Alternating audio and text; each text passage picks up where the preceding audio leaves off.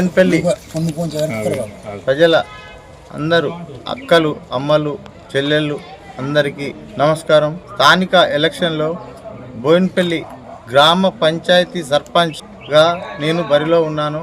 అదేవిధంగా గ్రామ అభివృద్ధి ధ్యేయంగా దృష్టిలో పెట్టుకొని ప్రతి విషయంలోనూ విద్యారంగంలోనూ నీటి సమస్యలోనూ డ్రైనేజీ మరియు సీసీ రోడ్ల వ్యవస్థలోనూ బోయినపల్లి గ్రామాన్ని ఆదర్శ గ్రామంగా తీర్చిదిద్దుతానని ప్రతి బోయినపల్లి గ్రామ సమస్యలపై ఒక ఫిర్యాదు బాక్స్ గ్రామ పంచాయతీ ఆవరణలో పెట్టడం జరుగుతుంది.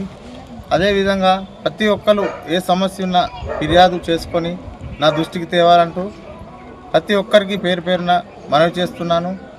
అదేవిధంగా విద్యారంగంలోనూ నీటి సమస్యలను ఆరోగ్య సమస్యలను అన్నింటిలోనూ మరియు వీధి బల్బుల వ్యవస్థలోను అన్ని రంగాల్లోనూ మెరుగుపరుస్తానని 100% మెరుగుపరుస్తానని మన బోయినపల్లి ప్రజలకు మరియు అన్నలకు అక్కలకు అన్న తమ్ములకు అందరికీ ప్రతి ఒక్కరికి పేరు పేరున మీకు హామీ ఇచ్చిన ప్రతి ఒక్క హామీని వీలైనంత త్వరగా ప్రభుత్వ నిధులతోనూ మన గ్రామ నిధులతోనూ ప్రతి ఒక్కటి చాలా వరకు ఆలోచనతోనే ఉన్నాను నేను.